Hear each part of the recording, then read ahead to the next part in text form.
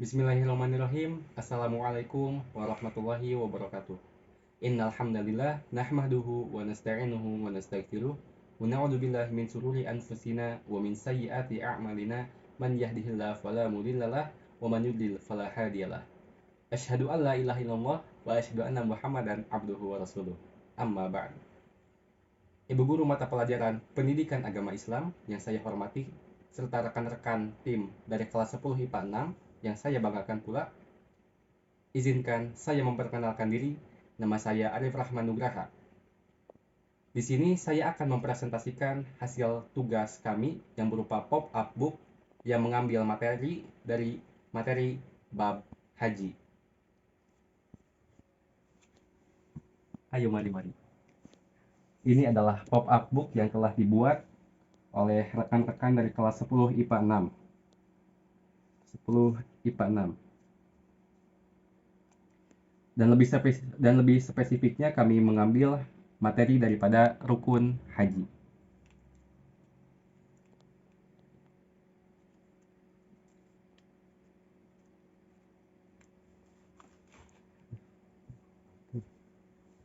Baik, sebelum kita melanjutkan ke dalam inti pembahasan rukun haji, alangkah baiknya kita mengetahui terlebih dahulu apa definisi dari rukun haji ini.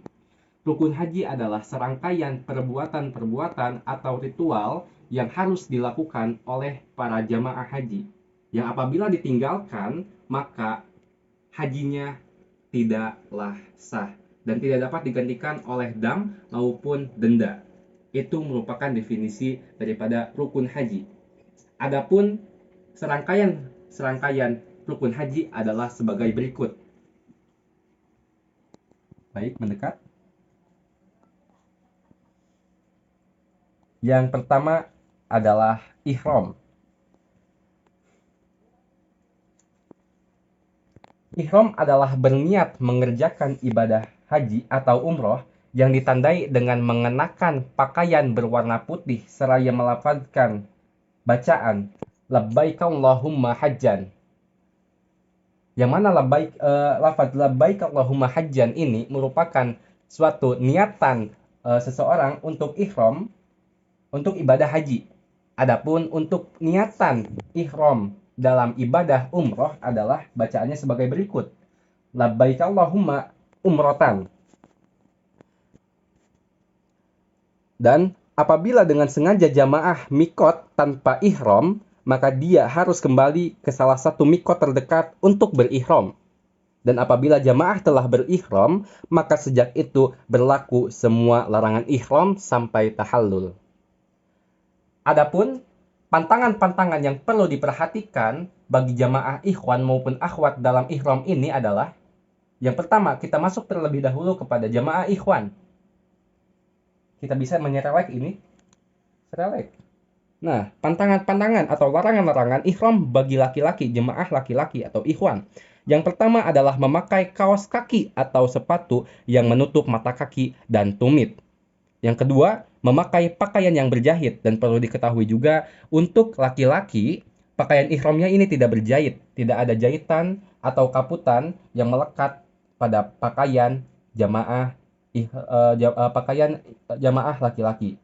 Lalu yang ketiga adalah menutup kepala yang melekat seperti peci, topi, sorban, dan lain-lain. Dan perlu diperhatikan juga untuk jamaah laki-laki, khusus untuk ibadah haji dengan pakaian ihram, jangan mengenakan peci atau sorban yang lain-lain yang dapat menutupi kepalanya.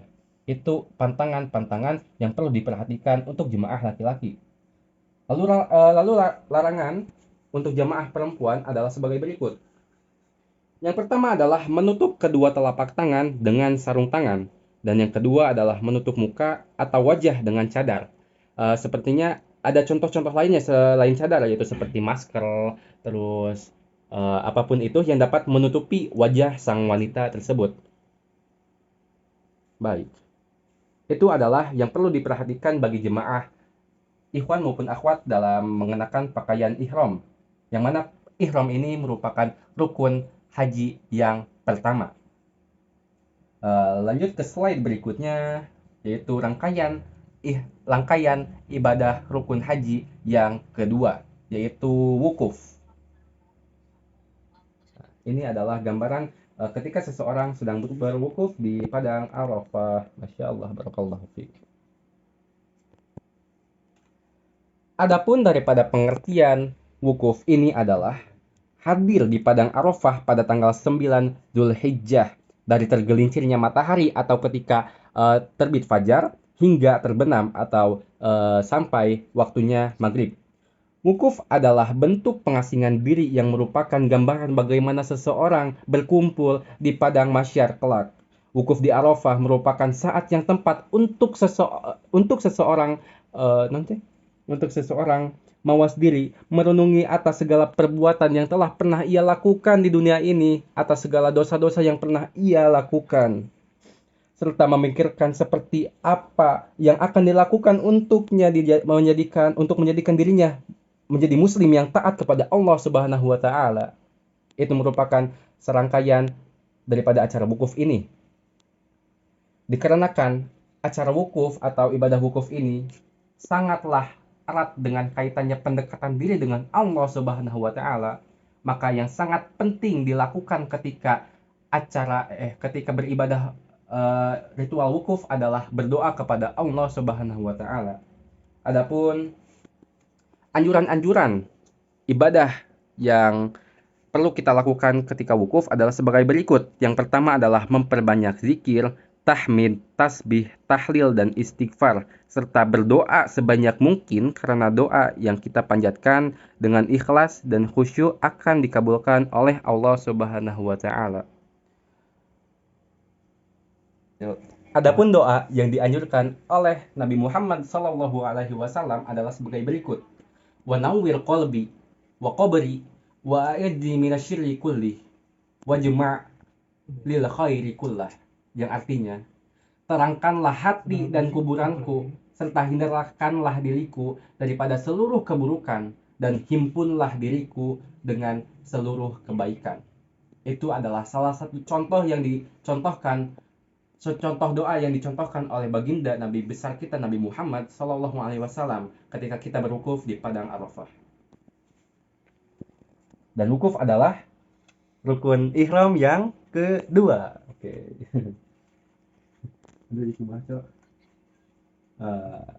Ini sangat interaktif sekali ya terlihatnya.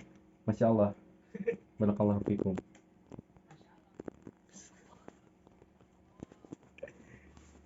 Ada gambar unta, kelapa, bintang, seseorang. Ini untuk wukuf. Selanjutnya, rukun haji yang ketiga adalah tawaf. Oke. Set. Jing jing jing. Kita akan membacakan terlebih dahulu apa definisi daripada tawaf. Tawaf adalah berputar mengelilingi Ka'bah dan dilakukan secara berlawanan dengan arah jarum jam, dengan posisi Ka'bah berada di sebelah kiri badan sang jamaah. Tawaf dimulai dari Hajar Aswad dan diakhiri di Hajar Aswad pula. Dilakukan sebanyak 7 kali putaran. Adapun macam-macam tawaf dibagi menjadi 3. Yang pertama tawaf kudum, tawaf ifadah, dan tawaf wada. Yang pertama adalah tawaf kudum. Tawaf kudum yaitu tawaf yang dilakukan ketika jamaah haji baru tiba di Mekah. Lalu tawaf yang kedua adalah tawaf ifadah. Tawaf ifadah adalah tawaf yang dilakukan pada hari kurban setelah melontarkan jumroh akobah. Inilah tawaf yang sangatlah wajib dilakukan bagi para jamaah haji. Apabila ditinggalkan, maka hajinya akan batal atau tidak sah dan tidak dapat digantikan dengan denda maupun dam. Lalu yang ketiga adalah tawaf wada', yaitu tawaf perpisahan bagi para jamaah haji yang akan meninggalkan Makkah. Oke, itu merupakan beberapa tawaf-tawaf yang perlu dilakukan oleh para jamaah haji. Adapun syarat-syarat sah tawaf adalah sebagai berikut. Yang pertama adalah niat, yang kedua adalah menutup aurat dengan pakaian ihram yang telah digunakan tadi sebelumnya. Yang ketiga adalah suci dari hadas besar maupun hadas kecil. Yang keempat adalah dilakukan sebanyak 7 kali putaran. Yang kelima adalah dimulai dan diakhiri di Hajar Aswad. Yang keenam adalah posisi Ka'bah berada di sebelah kiri yang bertawaf dan dilaksanakan di dalam Masjidil Haram. Nah, bisa digambarkan di sini adalah Ka'bahnya dan di sini ada Hajar Aswadnya di sebelah sini ya, teman-temanku sekalian. Jadi, seseorang itu harus memulai tawafnya ketika berada di Hajar Aswad. Jadi ketika seseorang berada di titik awal, mereka itu harus berputarnya berlawanan arah dengan arah jarum jam. Jadi seperti ini Hajar Aswad. Kalau searah jarum jam tuh ke kiri, kalau berlawanan berarti ke kanan. Set satu, set dua, tiga, 4, 5, 6, 7. Maka rangkaian tawaf telah selesai dilakukan. Masya Allah. Adapun sunnah-sunnah yang perlu kita ketahui ketika bertawaf adalah seperti mengusahakan untuk mencium Hajar Aswad, lalu sholat sunnah di belakang makom Ibrahim, dan tentu ketika kita bertawaf kita harus membaca bacaan talbiyah yang berbunyi sebagai berikut. Labbaik Allahumma labbaik, labbaik la syarika laka labbaik, innal hamda wan ni'mata laka wal mulk la syarika lah. Yang artinya, aku penuhi panggilanmu, aku penuhi panggilanmu, aku penuhi panggilanmu dengan senang hati, segala kebaikan berada di tanganmu. Dan hal-hal itulah yang perlu kita perhatikan ketika kita beribadah untuk melaksanakan ritual tawaf. Lalu untuk rukun haji yang keempat adalah sa'i. Sa'i yang perlu kita perhatikan adalah Bukit Sofa dan Bukit Marwah. Terlihat tidak kawan-kawan? Ini adalah Bukit Sofanya, ini diibaratkan Bukit Sofa, ini diibaratkan Bukit Marwah. Kita buka ini seperti harta karun.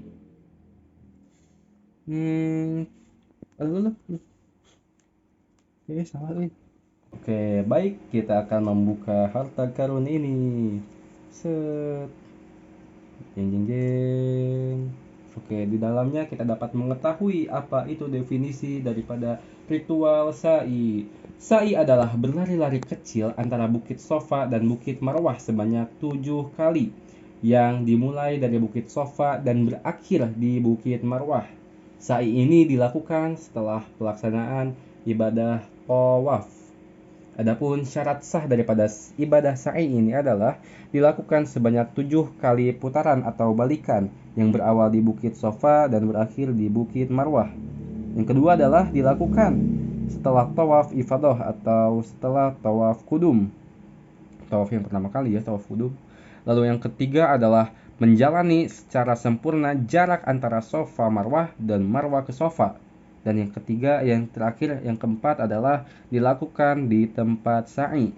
Nah, dapat kita perlihatkan di sini, ibaratkan ini adalah Bukit Sofa dan ini Bukit Marwah, maka hitungan putarannya adalah sebagai berikut. Dari Sofa ke Marwah 1, dari Marwah ke Sofa juga 1. Jadi 1, 2, 3, 4, 5, 6, 7. Ya, jadi tepat. Berawal di Bukit Sofa dan berakhir di Bukit Marwah dengan 7 kali putaran. Itu adalah serengketan ibadah sa'i. Adapun bacaan atau lafaz yang perlu kita lantunkan ketika ibadah sa'i, ketika kita berlari-lari kecil antara Bukit Sofa dan Marwah adalah sebagai berikut. La ilaha illallah wahdahu la syarikalah, lahul mulku wa lahul hamdu, yuhyi wa yumit, biyadihil khair, wa huwa ala kulli syai'in qadir. Itu merupakan lafaz-lafaz yang penting kita bacakan ketika kita berlari-lari kecil antara Bukit Sofa dan Bukit Marwah, atau bisa disebut dengan ritual sa'i. Dan rukun haji yang kelima adalah tahallul. Tahallul adalah mencukur atau memotong rambut kepala sebagian atau seluruhnya minimal 3 helai rambut. Tahallul dilakukan setelah melontarkan jumroh Aqobah pada tanggal 10 Zulhijjah yang disebut dengan tahallul awal. Setelah jamaah melakukan tahallul awal, larangan-larangan haji kembali dibolehkan kecuali berhubungan badan antara suami dan istri. Tahallul tsani dilakukan setelah tawaf ifadah. Masya Allah. Ini bisa ditarik sebenarnya ya, karena pegat jadinya seperti ini. Tahallul yaitu mencukur rambut setelah selesai melaksanakan ibadah haji atau umroh.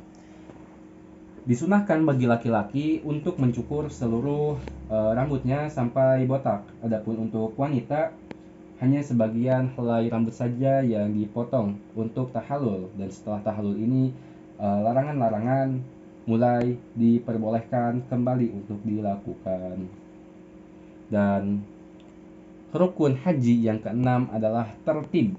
Tertib yaitu berurutan dalam pelaksanaan mulai ihram hingga tahallul. Yang pertama ada ihram, kita bisa tarik di sini. Yang kedua adalah wukuf.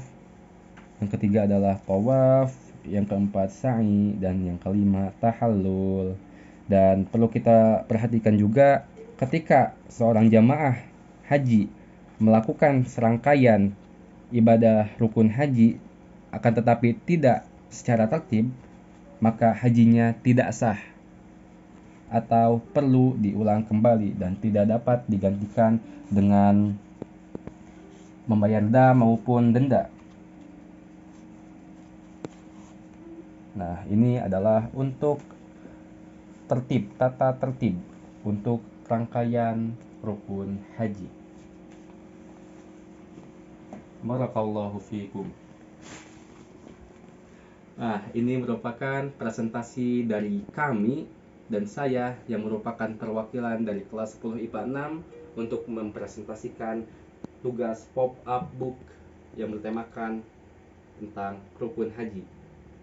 Sekian saya ucapkan dan tuturkan beribu-ribu terima kasih kepada teman-teman saya dari tim kelas 10 IPA 6 yang telah membantu kami semua dalam pembuatan pop-up book ini.